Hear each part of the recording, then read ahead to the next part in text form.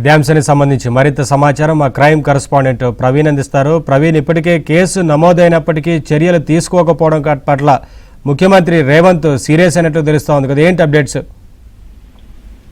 ప్రస్తుతం పేట్ Basheerabad police station లో బండి సంజయ్ కుమారుడు బండి భగీరథ్ పైన నమోదైనటువంటి పోక్సో కేసుకు సంబంధించి ఇప్పటి వరకు చర్యలు తీసుకోలేదనేటువంటి అంశానికి సంబంధించి ముఖ్యమంత్రి రేవంత్ రెడ్డి కూడా కొద్ది నిమిషాల క్రితమే రాష్ట్ర డీజీపీ సివి ఆనంద్ తో కేసు వివరాలను కూడా అడిగి తెలుసుకున్నారు. అయితే సివి ఆనంద్ కూడా కొద్ది నిమిషాల క్రితమే సైబరాబాద్ సిపి రమేష్ రెడ్డికి కూడా ఆదేశాలు జారీ చేసినటువంటి పరిస్థితి ఉంది. ఎందుకంటే ఈ కేసు నమోదైన నుంచి ఇప్పటి వరకు ఎందుకు ఇందులో చర్యలు తీసుకోలేదు, ముఖ్యంగా ఇందులో బాధితులుగా ఉన్నటువంటి వాళ్ళ స్టేట్మెంట్స్ రికార్డ్ చేయాలి, మరోవైపు అక్యూజ్డ్ గా ఉన్నటువంటి వ్యక్తిని పూర్తి స్థాయిలో అదుపులోకి తీసుకొని విచారించాల్సినటువంటి అవసరం ఉంటుంది. కానీ ఆ దిశగా పోలీసులు వెళ్లట్లేదు అనేది ప్రధానంగా సోషల్ మీడియా వేదికగా, మరోవైపు ప్రతిపక్ష పార్టీలు కూడా కేంద్ర మంత్రి కొడుకు ఒక న్యాయం, సామాన్య ప్రజలకు ఒక న్యాయం అంటూ కూడా సోషల్ మీడియాలో విపరీతమైనటువంటి ట్రోల్ జరుగుతుంది. మరోవైపు టీఆర్ఎస్ వాళ్ళు కూడా నిన్న ఇటు పేట్ బషీరాబాద్ లో వాళ్ళు అక్కడ ఉన్నటువంటి మహిళా కార్యకర్తలు ముట్టడికి పిలుపునిచ్చినటువంటి సందర్భం, డీజీపీ కార్యాలయాన్ని ముట్టడికి పిలుపునిచ్చినటువంటి నేపథ్యంలో సీఎం రేవంత్ రెడ్డి దృష్టికి వచ్చిన తర్వాత ఈ కేసు పైన పూర్తి స్థాయి వివరాలను కూడా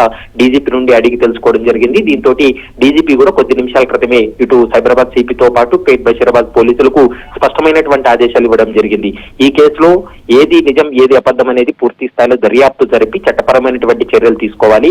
ఇప్పటి వరకు బాధితులు ఇచ్చినటువంటి ఆధారాలన్నింటినీ కూడా పరిగణలోకి తీసుకొని పూర్తి స్థాయిలో విచారణ జరిపిన తర్వాత దానికి సంబంధించినటువంటి నివేదికను అందజేయాలంటూ కూడా ఇప్పటికే సైబరాబాద్ సిపితో పాటు పేట్ బషీరాబాద్ పోలీసులకు డీజీపీ ఆదేశాలు ఇచ్చినటువంటి పరిస్థితి ఉంది. మరోవైపు 8వ తారీఖున అంటే ఫిర్యాదు వస్తే ఇప్పటి వరకు ఎందుకు చర్యలు తీసుకోలేదనేటువంటి అంశానికి సంబంధించి కూడా డీజీపీ సివి ఆనంద్ కూడా ముఖ్యమంత్రి రేవంత్ రెడ్డికి కొన్ని వివరాలను కూడా వెల్లడించడం జరిగింది. మరోవైపు మోదీ పర్యటన ఉన్నటువంటి నేపథ్యంలో పోలీసులందరూ కూడా ఆ భద్రతాపరమైనటువంటి చర్యలు కావచ్చు వీటన్నిటిపైన కూడా బిజీగా ఉండడం వల్లనే ఈ కేసును పూర్తి స్థాయిలో దర్యాప్తు చేయలేకపోయామనేటువంటి అంశాన్ని చెప్పారు. కానీ ఈ రోజు ముఖ్యమంత్రి ఆదేశాల మేరకు ప్రస్తుతం అయితే మాత్రం ఈ కేసును ఛాలెంజింగ్ గా తీసుకున్నారు. ఒక కేంద్ర మంత్రి కుమారుడి పైన పోక్సో కేసు అనేది దేశవ్యాప్తంగా ఇప్పుడు ఒక సంచలనం రేపెత్తిస్తుంది. కాబట్టి ఈ కేసులో అన్ని రకాల చర్యలు తీసుకొని పూర్తి స్థాయిలో ఆధారాలన్నీ కూడా పరిగణలోకి తీసుకొని బాధితుల యొక్క స్టేట్మెంట్స్ రికార్డ్ చేసిన తర్వాత భగీరథను కూడా అదుపులోకి తీసుకొని విచారణ జరిపేటువంటి అవకాశం ఉంటుంది. ఎప్పుడైతే కేసు నమోదైందో అప్పటి నుంచి ప్రస్తుతం భగీరథ్ మాత్రం పరారీలో ఉన్నాడనేటువంటి అంశాన్ని